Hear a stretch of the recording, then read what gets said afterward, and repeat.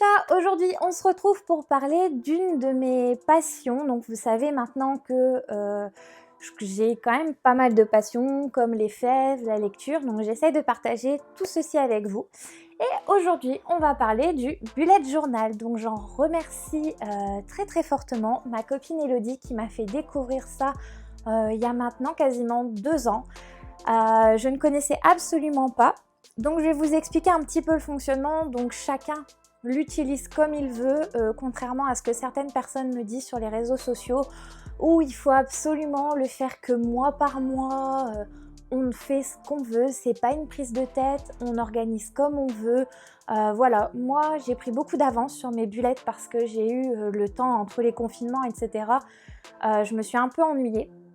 Donc j'en ai profité pour prendre de l'avance sur mes bullets. Donc du coup c'est pour ça que celui de 2021 est entièrement fini. J'ai laissé quelques pages blanches si jamais je veux rajouter des choses. Mais je vais vous expliquer à quoi il me sert et après vous en faites ce que vous voulez.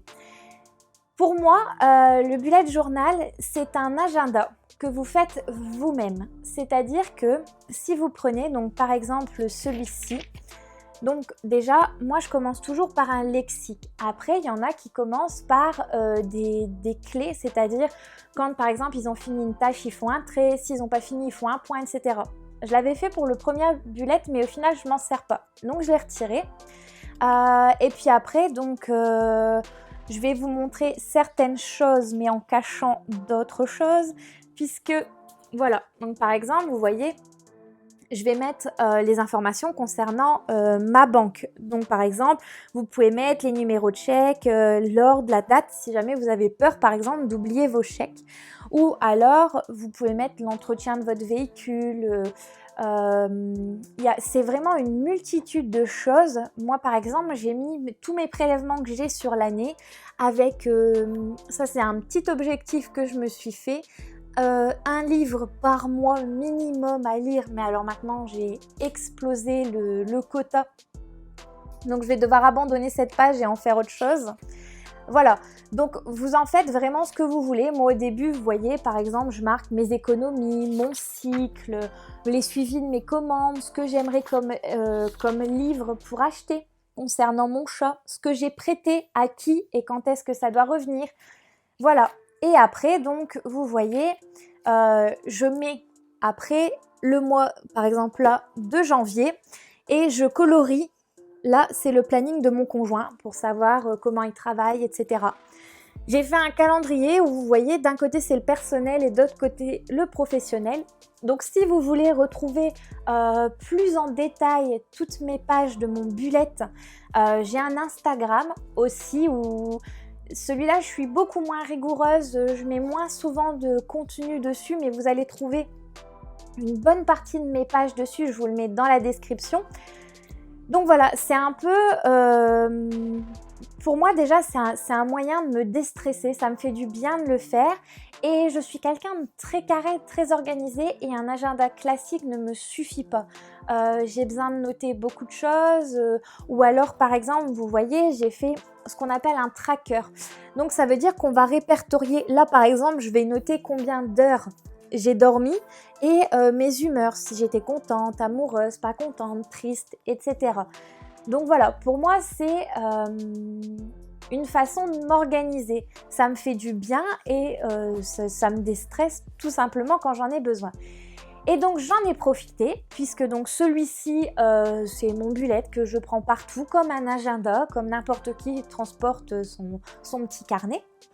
Et donc dans l'autre, donc je vous en ai peut-être déjà parlé sur certaines vidéos, j'en ai fait donc pour mes vidéos YouTube.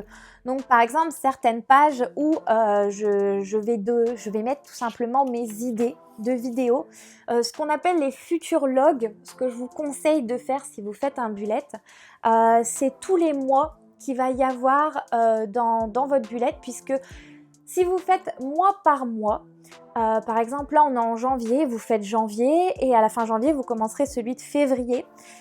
Et imaginons vous avez une date importante pour le mois de juin, vous le notez là dans les futurs logs. Comme vous n'avez pas fait encore votre page, au moins ça vous permet de retenir la date. Donc voilà, Moi, j'en ai fait mon tracker, donc YouTube aussi, où je colorie. Quand j'atteins, par exemple, là, on a atteint déjà les 50, donc je marque la date à laquelle je les ai atteints. Mes challenges, donc celui-là, c'était le Cold Winter Challenge. Des idées de décor, donc que je projette sur le fond vert. Les séries de livres, parce que je me suis rendu compte que j'en ai pas mal et que je suis pas très assidue sur celle-ci. Donc vous voyez, après par exemple pour décembre, j'y ai mis aussi tout ce que j'avais eu dans mes 2 calendriers de l'Avent. Et après voilà, je décore des pages et j'y note ce que j'ai besoin, les vidéos que je dois programmer, quand les vidéos doivent être en ligne, etc. Donc voilà, c'était une façon pour moi de savoir m'organiser et de toujours pouvoir noter. Alors je suis une grande adepte du papier, j'aime bien le papier, j'ai encore un peu de mal à passer à tout ce qui est numérique. Donc vous avez vu depuis peu, je suis passée à la Kindle, mais j'aime encore trop le papier. Donc les agendas électroniques, virtuels, tout ça, ça ne m'intéresse pas, je préfère tout faire moi-même. Donc après, vous voyez, sur le mois de février, je l'ai fait sur le thème de la Saint-Valentin. Sur le thème d'avril, voilà, j'ai fait des licornes. Je l'ai trouvé trop mignonne. Donc celui-ci, j'ai beaucoup. Donc vous voyez, après, on peut faire ce qu'on veut. On peut les découper, mettre du scotch. Donc ça, j'aime bien mettre du fluo. Voilà, c'est très gai. En haut, vous voyez, à chaque fois, dans les mois, je mets les anniversaires. Donc, vous voyez, c'est une façon aussi de faire.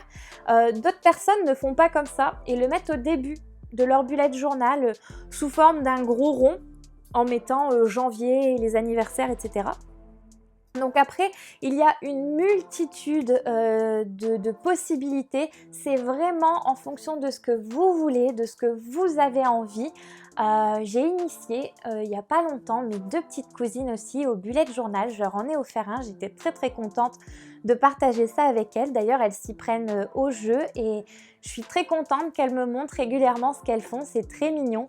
Donc quand par exemple on est enfant, on n'a pas besoin de savoir l'entretien de sa voiture ou alors son compte bancaire, mais on a des activités sportives, des compétitions, des listes d'amis, ou après elles se rendent par exemple à la bibliothèque, donc elles peuvent noter aussi les livres qu'elles ont empruntés, les livres qu'elles ont envie de lire.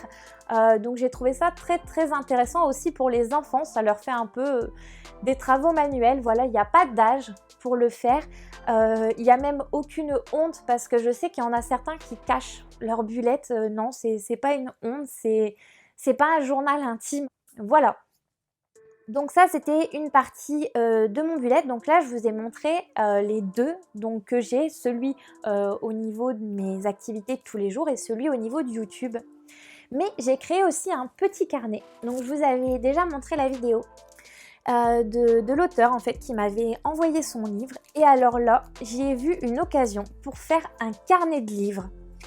Donc dans celui-ci, vous voyez, je note les titres des livres que j'ai lus et les notes que je leur en donne.